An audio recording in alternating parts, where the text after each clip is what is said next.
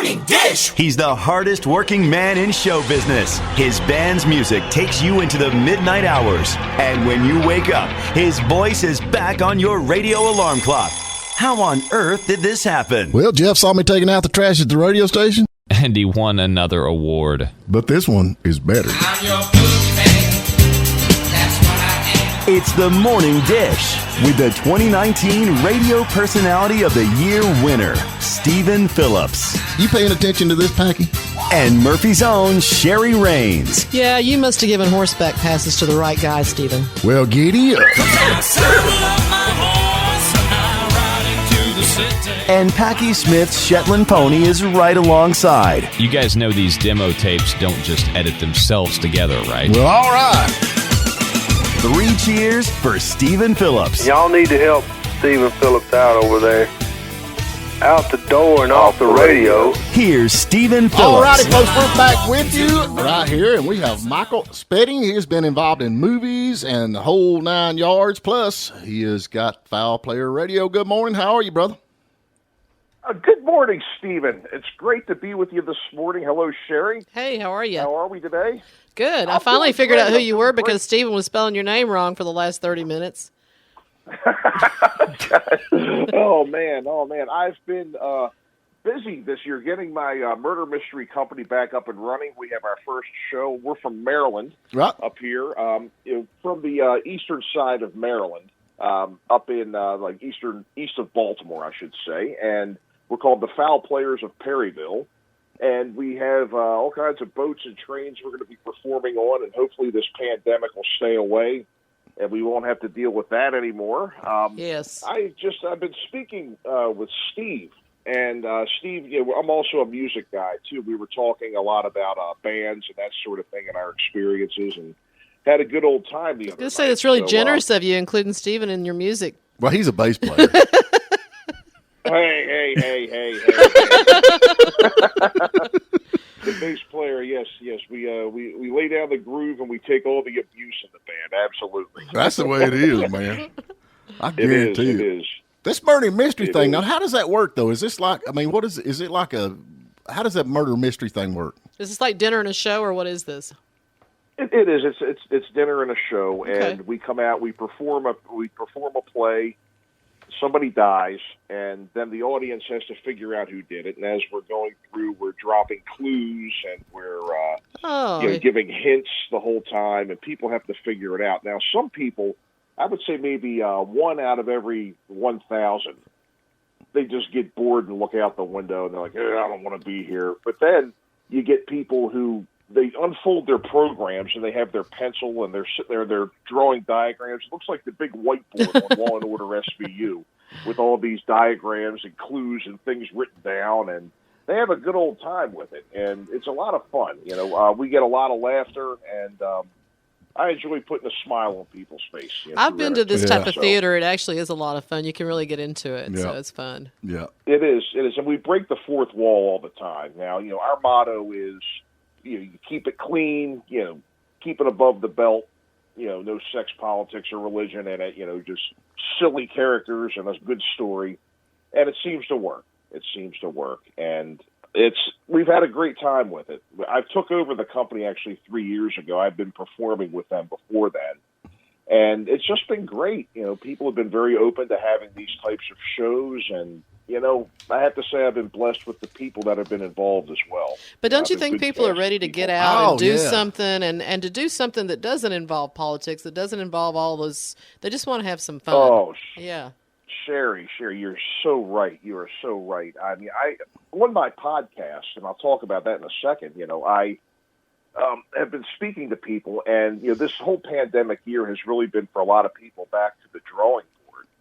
People have been writing and creating, and they are just busting at the seams to get this material out. And along with what you said, people are tired of seeing their friends over Zoom. People want to go out and sit down and have a meal and have some good atmosphere and entertainment and enjoy themselves in person and, put all this mess behind us. Mm-hmm. So hopefully that's the course we're going to keep going. I don't know. They talked about doing a murder mystery thing down here, but they wanted me to be the guy that got killed, but they actually wanted to do it like for real.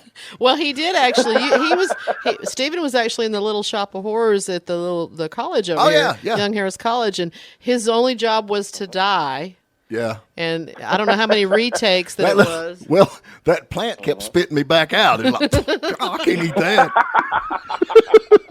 Now, you were actually the Viking. Was you not the Viking on the J.D. Wentworth commercial? Yes. I was the second Viking. There was one of those commercials was done in 2010, and I'm in the one that's being showed right now the most. That it was made in 2019. We filmed that in Stamford, Connecticut about 2 years ago. And I had a great time doing that one. I met some very, very nice people on that shoot. I've had a lot of those folks as podcast guests as well. And right. I was the thing that was funny about it was I'm 6'6" and I'm as tall as a bus on the inside. If I stand from straight up and down, I'm as tall as a bus. Now those horns were an additional 8 inches above my head. Right. And the guys shooting it were kind of like, how's this going to work with this guy? So I kind of had to stay during the shooting down towards the back door of the bus, those little steps that go down. Oh, yeah. And it's kind of hard to tell from when you watch the commercial, but as we were filming it, when I came into the shot to kind of lip sync my part, I kind of had to step backwards and around that girl that was up front, like backwards and to the side and up a step. And you want to talk about a buns of steel workout. I could barely walk after filming that day, but that was a long shoot. We were on the bus driving around Stamford, Connecticut, listening to that song all day. Oh boy! And, but it was a fun. They were fun people to work with. It was a great time. Right. One of the jobs I'll never forget. Yeah, I always like them, the ones you never forget. As long as they pay you on Friday, though, I don't care. I'll get up there and do it. It don't matter. But you've been involved in a lot of different movies and stuff over the years, though, right? Yeah, a number of things I've done. I've done some commercials, in the Maryland area. I started out doing commercials, and I got kind of into acting about 12 years ago, and I started doing some local commercials in theater here. And I'd always been a musician up to that point. And I had done some local ones here for some different companies, and then I did some ID Discovery shows here and there. And then my big network debut was about 3 years ago in Gotham. And I played a character named Dale. Right. Dale was killed on the very last episode to air. And I was killed by Mr. Penn, who turned into a ventriloquist. So I was actually killed at the orders of a ventriloquist dummy.